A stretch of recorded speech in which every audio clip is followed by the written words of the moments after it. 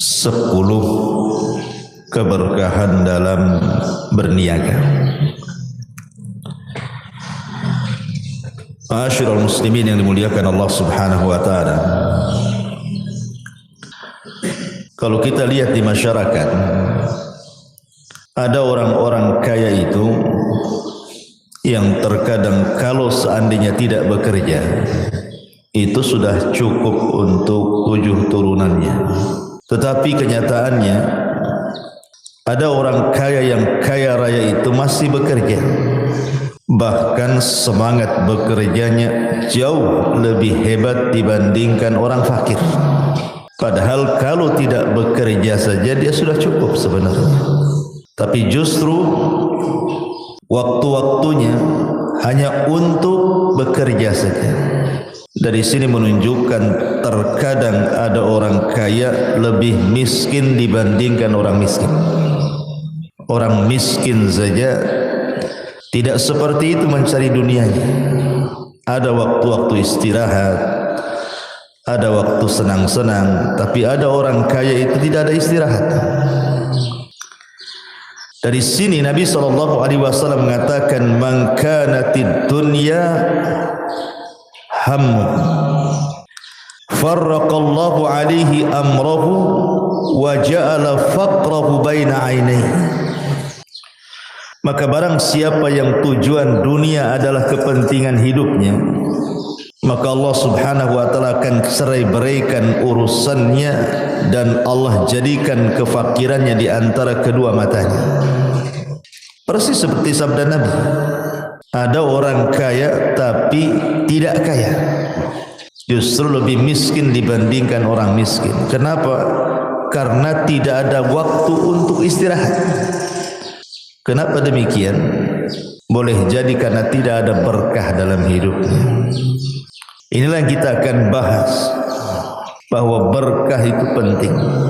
Dan makna berkah itu an-nama'u waz-ziyadatu was-sa'adatu wal-kathratu fi kulli khairin. Jadi berkah itu sesuatu yang tumbuh, bertambah, kebahagiaan dan banyaknya kebaikan. Itu disebut berkah artinya.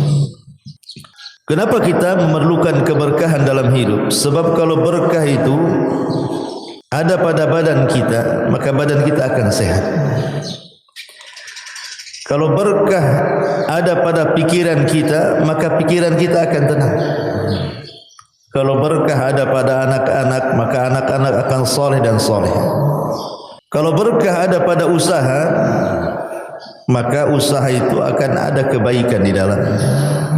Maka kita fokus kajian di pagi hari ini khusus soal berkah dalam masalah at-tijarah, dalam masalah perniagaan. Ma'asyiral muslimin yang dimuliakan Allah Subhanahu wa taala, di dalam surah Al-Muzammil ayat 20 Allah Subhanahu wa taala mengatakan, "Inna rabbaka ya'lamu annaka taqumu adna min thuluthayil laili wa nisfahu wa thuluthahu wa ta'ifatun minal ladina ma'ah. Wallahu yuqaddirul laila wan nahar. Alima allan tuhsuhu fataba 'alaikum faqra'u ma tayassara minal Qur'an. Alima an sayakunu minkum marda wa akharuna yadribuna fil ardi yabtaguna min fadlillah wa akharuna yuqatiluna fi sabilillah." Sesungguhnya Tuhanmu mengetahui bahwasannya kamu berdiri, maksudnya salat, kurang dari 2/3 malam atau 1/2 malam atau 1/3 malam, dan demikian pula segolongan dari orang-orang yang bersama kamu. Dan Allah menetapkan ukuran malam dan siang, dan Allah mengetahui bahwa kamu sekali-kali tidak dapat menentukan batasan-batasan waktu itu. Maka dia memberi keringanan kepadamu. Karena itu bacalah apa yang mudah bagimu dari Al-Quran. Dia mengetahui bahwa akan ada di antara kamu orang-orang yang sakit, orang-orang yang berjalan di muka bumi mencari sebagian karunia Allah, dan orang-orang lainnya berperang di jalan Allah Subhanahu wa ta'ala. Ayat ini menjelaskan tentang sebaik-baik pekerjaan. Sebaik-baik pekerjaan itu at-tijarah, berdagang. Ayat ini cerita bahwa ketika Allah Subhanahu wa ta'ala menentukan batas-batas waktu salat malam. Rasul itu kalau salat malam kan separuh malam tidur, separuh malam salat, atau 2/3 malam tidur, 1/3 malam dia salat. Begitulah di dalam surah Muzammil kan Rasul kalau salat malam itu. Tetapi kan kita tidak tahu batas-batas waktu. Terkadang kita tidur kemudian subuh bangun, terlewatkanlah 1/3 malam atau separuh malam itu. Dan Allah tahu. Kenapa Allah Subhanahu wa ta'ala ringankan itu? Sampai Allah mengatakan faqra'u ma tayassara minal Qur'an. Bacalah yang mudah dari Al-Quran. Artinya walaupun hanya 2 rakaat, 4 rakaat, tidak banyak rakaat, tidak masalah. Karena Allah tahu di antara kalian ada yang sakit, dan di antara kalian ada yang mencari dunia, maksudnya berdagang, dan di antara kalian ada yang berjihad di jalan Allah Subhanahu wa ta'ala, sehingga tidak ditekankan dalam salat malam. Tetapi kata para ulama tafsir, Allah dahulukan kalimat wa akharuna yadribuna fil ardi yabtaguna min fadlillah, baru kemudian wa akharuna yuqatiluna fi sabilillah, mencari dunia dengan berniaga, kemudian setelahnya berjihad. Allah dahulukan berniaga baru berjihad, menunjukkan bahwa berjihad kepada keluarga itu lebih afdal dibandingkan berjihad kepada kaum muslimin. Dengan cara apa? Berniaga, gitu maksudnya.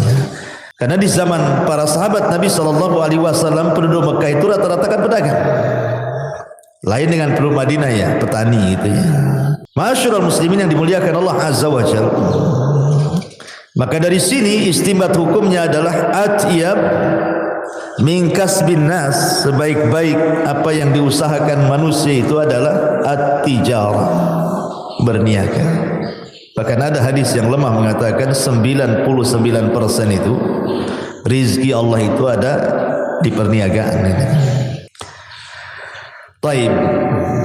Yang ingin saya katakan bahwa karena Allah Subhanahu wa ta'ala banyak membentangkan rizki dalam dunia perniagaan, akhir-akhir ini kita bisa melihat di pasar pedagang mengeluh, pembeli juga mengeluh, semua orang mengeluh, entah dengan naiknya harga, entah dengan curangnya para pedagang, entah dengan cuaca dan macam-macam kan. Banyak orang mengeluh di pasar itu kan. Kenapa terjadi keluhan-keluhan itu? Sebagai pembeli kita mengeluh harga naik atau dicurangi. Sebagai pedagang juga sama, mengeluh entah apa masalahnya. Sebenarnya kuncinya cuma satu, karena hilangnya berkah di pasar. Lah apa penyebab-penyebabnya?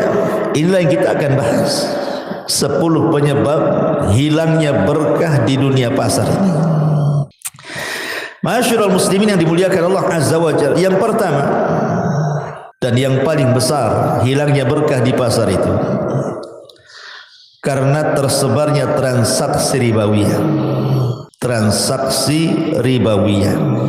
Dan ini terang-terangan Allah katakan dalam Al-Baqarah 276. Allah Subhanahu wa ta'ala mengatakan apa? Yamhaqullahu riba wa yurbis shadaqat. Allah menghilangkan berkah dari riba dan Allah menanamkan berkah dari sedekah. Kalimat ulama tafsir mengatakan yamhaq itu maksudnya apa? Menghilangkan di sini maksudnya berkahnya dihilangkan Allah. Disebabkan apa? Transaksi riba. Ketika di sebuah pasar itu sudah menyebar ribawiyah, transaksi-transaksi ribawiyah, maka ketika itu berkah hilang di pasar. Makanya kenapa Nabi SAW sampai mengatakan dalam sebuah hadis, kenapa riba ini dihilangkan berkahnya? Karena para pelaku riba itu didekatkan laknat, dan laknat itu dijauhkan dari rahmat. La'anallahu akilar riba wa mukilahu wa katibaihi wa syahidaihi kulluhum sawa, kata Rasul. Allah melaknat para pemakan riba, yang ngasih makan riba, notarisnya, pencatatnya, saksinya, semua sama. Ini yang menyebabkan kenapa transaksi riba itu menjadikan berkah hilang gitu ya. Karena laknat itu didekatkan, rahmat pula dicabut. Disitulah berkah hilang. Ini yang pertama. Yang kedua, al-kadhib wal ghish wal khidah. Ketika dunia dusta, penipuan dan yang semacamnya dalam dunia berniaga itu, dunia pasar, itu sudah berlaku, menyebar di antara para pedagang. Maka di sini terjadi hilangnya berkah. Dan itu berdasarkan hadis yang dikeluarkan Imam Bukhari Muslim. Kata Nabi SAW, al-bayyi'ani bil khiyar ma lam yatafarraqa. Fa in sadaqa wa bayyana burika lahuma fi bai'ihima. Wa in katama wa kadzaba muhiqat barakatu bai'ihima. Al-bay'ani bil khiyar ma lam yatafarraq. Penjual dan pembeli itu ada pilihan sebelum berpisah. Kalau kedua-duanya jujur, kedua-duanya menjelaskan hakikat transaksi jual belinya, maka diberkahilah perniagaan keduanya. Tapi jika ditutupi atau berdusta di antara keduanya, maka dicabut berkah dari jual belinya. Dan sekarang umumnya kita lihat di pasar-pasar itu. Kalau zaman dulu ya, kita sering melihat ada orang yang ganjal timbangan, ngurangi meteran, ngurangi takaran, ataupun mungkin menyembunyikan cacat dalam jual beli. Maka ini salah satu penyebab berkah hilang di pasar. Seperti ini ya. Maka ini yang kedua. Yang ketiga, kasratul halif, banyak sumpah. Wallahi dari sana enggak dapat katanya, padahal ada dapat. Ini barang bagus demi Allah, asli padahal KW gitu. Dan banyak yang seperti itu. Lihat bagaimana Nabi SAW mengatakan dalam hadis Bukhari dan Muslim, al-halifu manfaqatun lis-sil'ati mamhaqatun lil barakati. Banyaknya sumpah itu, kata Rasul, mamhaqatun lil barakati, dicabutnya berkah. Maksudnya sumpah untuk kedustaan. Karena bersumpah untuk kedustaan itu, yang pertama kali melakukan siapa? Iblis. Iblis yang melakukan sumpah itu untuk kedustaan. Allah mengatakan apa? Wa qasamahuma inni lakuma laminan nasihin. Maka iblis bersumpah kepada Adam dan Hawa bahwa dia seorang pemberi nasihat. Ketika iblis mengatakan, kenapa Allah Subhanahu wa taala melarang tidak boleh dekat-dekat buah larangan? Sebenarnya agar engkau tidak menjadi malaikat atau agar engkau tidak kekal di sorga. Maka Adam pun percaya saja. Kenapa? Karena sebelumnya tidak ada orang bersumpah dalam sebuah kedustaan, apalagi sumpahnya di alam malaikat, apalagi di sorga. Tak mungkin orang bersumpah untuk kedustaan. Makanya orang yang bersumpah untuk kedustaan Ini bisa menghilangkan berkah pasar. Ya, ini yang ketiga. Yang keempat, akhdhu malin nas bi ghairi haqqi, mengambil harta manusia tanpa hak. Mengambil harta manusia tanpa hak. Disebutkan dalam sebuah hadis yang sahih riwayat Muslim, faman ya'khudhu malan bihaqqihi yubarak lahu fihi wa man ya'khudh malan bighairi haqqihi famathaluhu kamathalil ladzi ya'kul wa la yashba'. Siapa yang mengambil harta dengan cara haknya, maka diberkahi dia. Tapi siapa yang mengambil harta di luar haknya, maka permisalannya seperti permisalan orang yang makan tapi tak kenyang. Makan tak kenyang. Makanya ada seorang syekh cerita, jadi ada dia punya santri itu makan tak kenyang. Jadi tanya, kenapa kau tadi baca basmalah? Kata, tidak ya syekh. Berarti makanmu sama setan. Oh, tidak berkah makan. Gitu. Jadi ada orang yang makan tak kenyang-kenyang gitu. Lah itulah permisalan kata Nabi SAW, seperti orang mengambil harta manusia tanpa hak, tidak diberkahi. Lah dalam dunia pasar banyak yang seperti ini. Contoh umpamanya, antum beli duku. Biasanya kan main comot aja kan, ambil cicipi, asam dibuang, tak jadi beli. Gitu. Kasihan lah tukang duku nih. Ya. Atau kadang-kadang sudah ditimbang, kemudian kita main masukkan aja ke timbang, mengambil hak. Ya. Itu masuk pada kalimat wailulil mutaffifin alladzina idza iktalu 'alan nasi yastawfun wa idza kaluhum aw wazanuhum yukhsirun.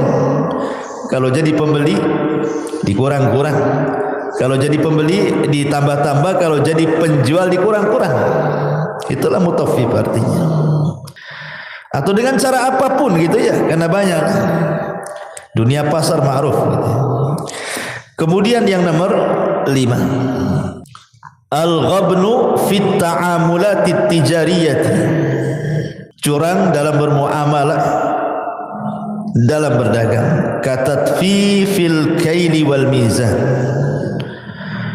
seperti mengurang-urang takaran dan juga mengurang-urang timbangan.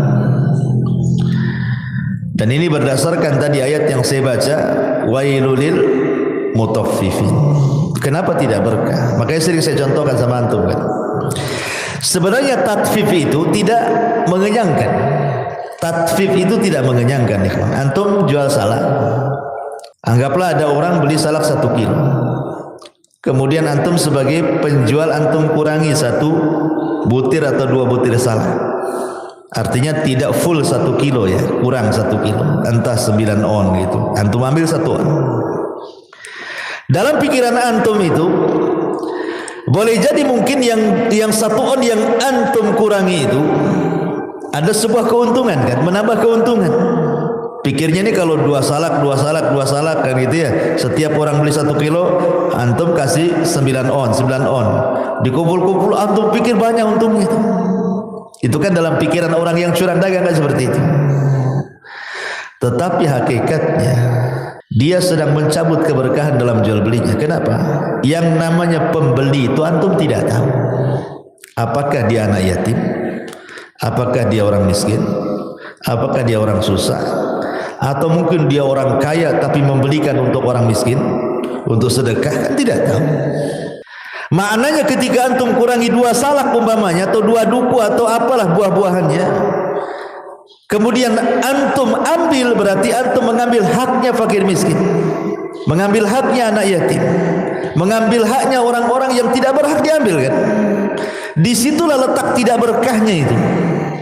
Ya, ini juga salah satu kenapa tatfif, mengurang-urang itu mencabut berkah, karena terkadang yang didolimi itu bukan orang kaya. Masyarul muslimin yang dimuliakan Allah Azza wa Jalla, ini yang kelima. Yang keenam, al-khiyanatu wal kadhibu baina syuraka. Pengkhianatan atau kezaliman atau kedustaan di antara dua orang yang bersyarikat. Makanya kenapa Allah mengatakan wa inna minal khulata la yabghi ba'duhum ba'dha. Kebanyakan orang yang bersyarikat itu pasti ada orang yang berlaku zalim di antara keduanya. Makanya ada orang itu yang tidak mau berserikat kan. Ayo kita tanam saham, malas kita. Bagus saya usaha sendiri.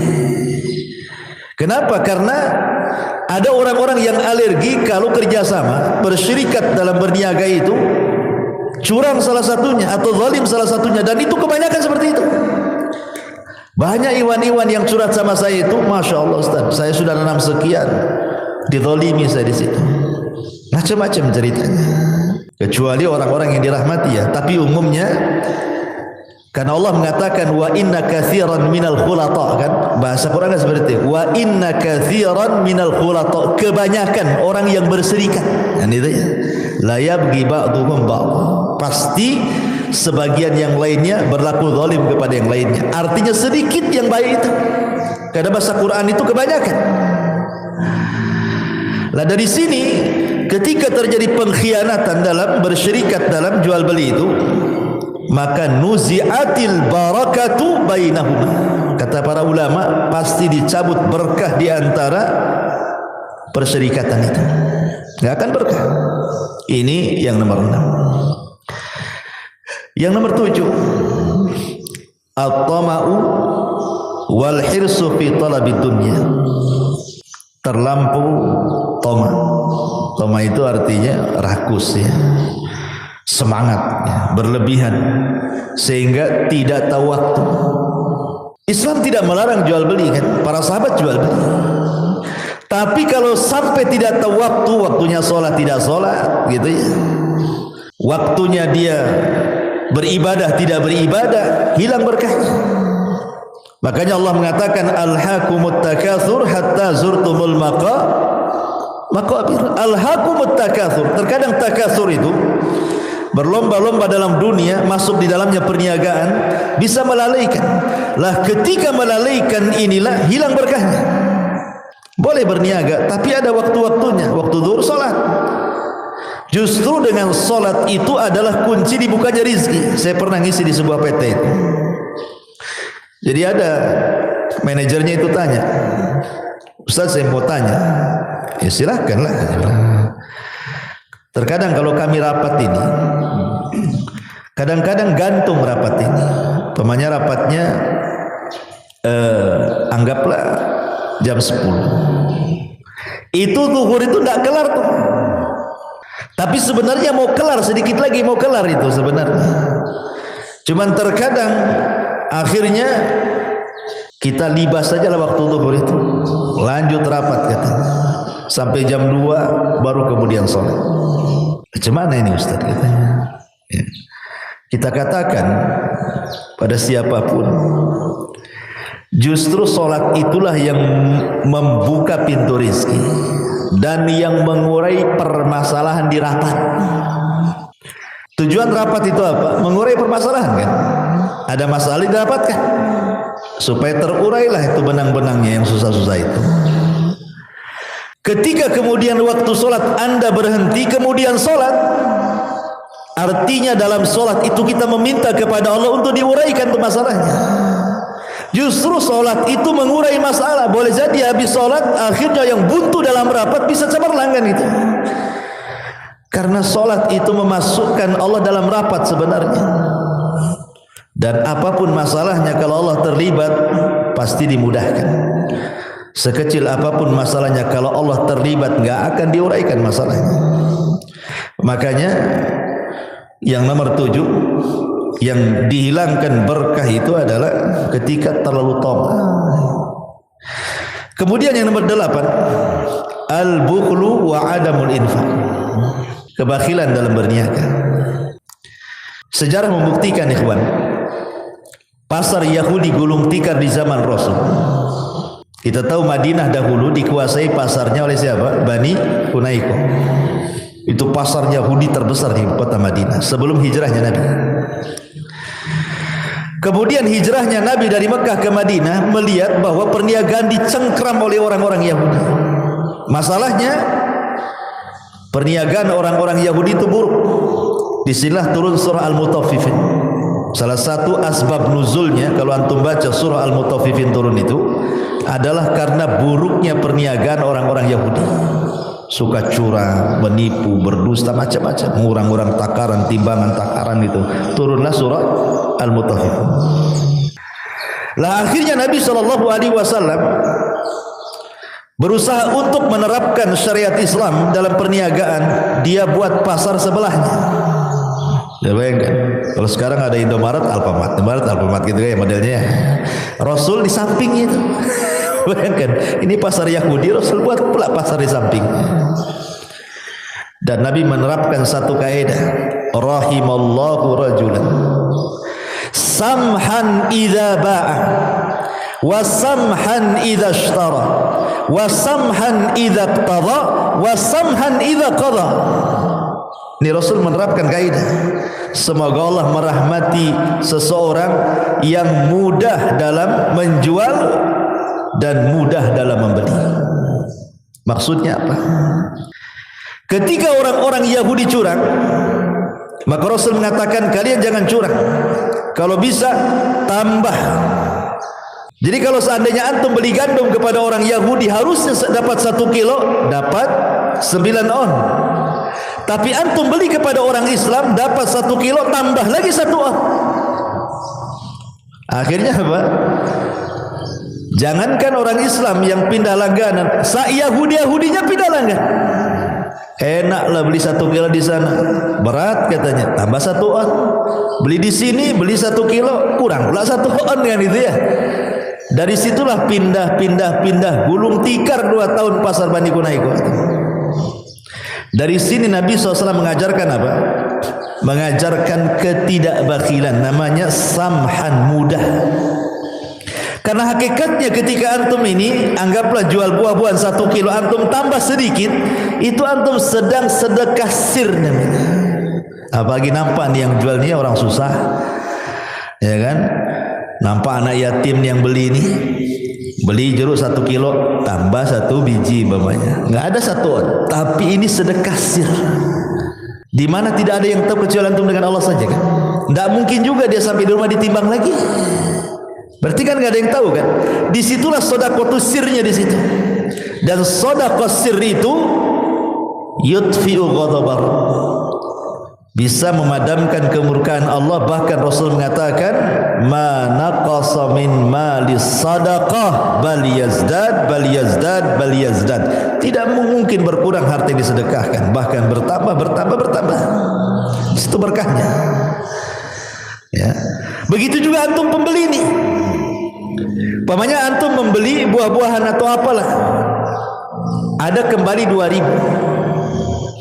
Antum tunggu yang 2.000 itu. Sampai kadang-kadang dia cari itu yang 2.000 itu harus tukar-tukar keliling-keliling 1 jam tuh, bayangkan. Gara-gara antum 2.000 itu dia putar-putar 1 pasar tuh. Harusnya ada yang mau beli, antum stop kan? Karena antum kekeh minta yang 2.000 tuh. Pokoknya kalau nggak ada kembalian, mau saya. Cobalah jangan bakhil, sudahlah ikhlaskan saja, ambil aja Bu. Kan senang gitu kan? Itu namanya berkah. Nah, kalau yang seperti itu enak kan, kalau jadi penjual antum tambah sedikit. Kalau jadi pembeli kalau ada kembalian, ambillah kalau tak banyak kan itu ya. Ini gara-gara uang 2.000 keliling pasar tuh penjual. Ya. Ma'asyiral muslimin yang dimuliakan Allah Azza wa Jalla, ini juga yang menghilangkan keberkahan al-bukhl, bakhil. Antara penjual bakhil, pembeli juga, dua-duanya bakhil. Dan ini di dunia ibu-ibu rata-rata kan, 500 perak aja pindah langganan. Kan itu ibu-ibu yang mama tuh, mahal sih. Gara-gara 500 perak. Ya. Ma'asyiral muslimin yang dimuliakan Allah Azza wa Jalla. Nomor berapa tuh? 9. Nomor 10. Nomor 9. Adamu syukrin ni'am. tidak bersyukurnya akan nikmat Allah Subhanahu wa taala. Ini penting. Betapa banyak kemudian para penghuni pasar itu yang mengeluh, tidak bersyukur. Banyak mengeluh kan orang-orang pasar. Coba kalau duduk di pasar itu banyak kali keluhan-keluhan tuh, macam-macam yang dikeluhkan orang pasar itu. Kayaknya tidak bersyukur mereka. Lah ketika tidak bersyukur, apa yang terjadi? La in syakartum la azidannakum wa la in kafartum inna adzabi lasyadid. Hilang berkahnya, datang azabnya. Seperti umpamanya tadi saya contohkan di mukadimah kan, ada orang kaya diazab dengan hartanya. Seperti tadi kan orang kaya diazab dengan hartanya kan, karena dia tidak istirahat. Coba 24 jam mikirnya duit saja kan. Hidupnya itu tidak tenang, apa enggak diazab dengan harta namanya? Padahal kalau dia tidak kerja nih, cukup untuk makan tuh. Dia bisa ke masjid, tapi enggak, harta dia yang mengazab dia. Lebih miskin daripada orang miskin lagi dia. Subhanallah kan. Ada orang-orang yang diazab dengan hartanya. Orang biasanya kena azab tuh cari harta, panas gitu. Ini enggak, hartanya banyak, kena azab pula dengan hartanya. Kayak Qarun. Nauzubillah. Nah, ini juga karena tidak bersyukur. Kemudian yang nomor 10, ya, al-fakhru wal khuyal wal israf wal mubah. Sombong, ya, berlebihan. Nah, itu juga sama. Ya, kesombongan para peniaga ini juga bisa menghilangkan keberkahan. Termasuk dalamnya hasad sesama pedagang. Karena biasanya hasad itu kan seprofesi. Orang hasad tidak mungkin dengan lain profesi, tidak mungkin. Orang jual bawang dengan bengkel motor gak mungkin hasad. Laris sekali itu bengkel motor itu, enggak. Orang jual bawang hasadnya dengan orang jual cabai biasanya. Sesama itu kan gitu ya. Biasanya begitu, sesama bengkel hasad. Ya kan? Dia akan seprofesi itu, sesama jual aluminium hasad gitu. Jadi dia sesama yang sejenisnya itu saja kan itu. Kalau yang beda jenis enggak mungkin. Enggak mungkin orang jual aluminium hasad sama orang jual tanah kan? Enggak mungkin. Enggak akan ketemu. Hasad itu biasanya seprofesi. Nah di pasar kan seperti itu, hasad-hasad. Atau yang lebih parah lagi main dukun. Nah itu sudah berkahnya hilang. Main dukun itu ya, raja di mana-mana ditempel gak jelas itu ya. Nah, itu lebih parah lagi, karena kalau sudah mengundang kesyirikan dalam pasar, hilang berkahnya. Makanya Nabi SAW mengatakan, jangan engkau pertama kali masuk pasar dan jangan engkau terakhir keluar dari pasar. Kenapa? Karena pasar itu ma'arakatus syaitan, tempat perangnya setan. Disitulah bendera perang setan ditancap. Ya. Kenapa demikian? Karena dosa di luar pasar semua ada di pasar. Sebutkan dosa di luar pasar apa? Semua ada di pasar. Ada semuanya. Syirik ada, bid'ah ada, maksiat ada, semua ada di pasar itu. Semua. Makanya kenapa Rasul mengatakan seburuk-buruk tempat itu aswaku, pasar-pasarnya. Wa khairul makan masajidu, dan sebaik makan, sebaik tempat adalah masjidnya. Inilah diantara 10 hilangnya berkah dalam dunia perniagaan. Adapun yang mendatangkan berkah secara singkat, 1 as-sidq wal amanah, jujur dan amanah. Yang kedua taqwallahi azza wa jalla, bertakwa kepada Allah. Yang ketiga at-tawakkul, bertawakal. Tawakal ini mendatangkan berkah. Kenapa? Karena banyak orang-orang yang berniaga atau bekerja apapun, ketika tidak tawakal hilang berkah. Kemudian yang keempat, berpagi-pagi. Karena Rasul mengatakan Allahumma barik lana fi bukuriha, Allahumma barik li ummati fi bukuriha. Ya Allah, berkahi umatku di waktu paginya. Kemudian juga kasratu al istighfar, banyaknya istighfar. Kemudian juga di antara yang mendatangkan berkah adalah at-tijaratu fil halal, berusaha mencari yang halal. Kemudian juga yang mendatangkan berkah as-samahatu fil bai'i wasyira', mudah dalam jual beli, tidak mempersulit orang. Kemudian juga yang mendatangkan berkah as-sadaqatu wal infaq, berusaha bersedekah. Kemudian juga yang mendatangkan berkah adalah al-qanaatu war ridha. Qanaah, ridha dengan pemberian Allah Subhanahu wa taala. Dan yang terakhir tentu adalah su'alullah al-barakata. Berusaha meminta kepada Allah Subhanahu wa taala agar setiap perniagaannya diberkahi Allah Subhanahu wa taala. Wallahu a'lam.